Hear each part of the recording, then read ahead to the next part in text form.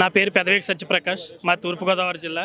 నేను వృద్ధాశ్రమం అనే ఒక పుస్తకాన్ని నావెల్ రాయడం జరిగింది. అది కూడా ఎందుకు రాశానంటే అదంతా కూడా రియల్ స్టోరీ ఏంటి సార్. అది నేను డైరెక్ట్గా వృద్ధాశ్రమానికి వెళ్ళి వాళ్ళని అప్రోచ్ అయ్యి వాళ్ళతో మాట్లాడడం జరిగింది.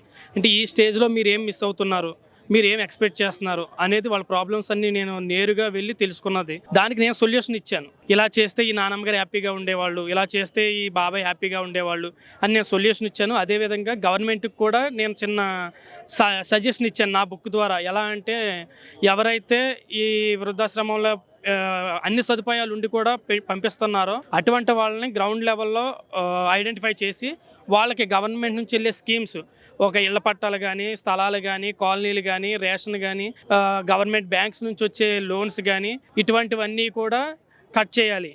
సో ఇటువంటిది ఎప్పుడైతే గవర్నమెంట్ ఒక స్టెప్ తీసుకుని ఇటువంటిది చేస్తుందో నెక్స్ట్ స్టెప్ మనం బయట నుంచి ఏదైనా చేయడానికి అవకాశం ఉంది.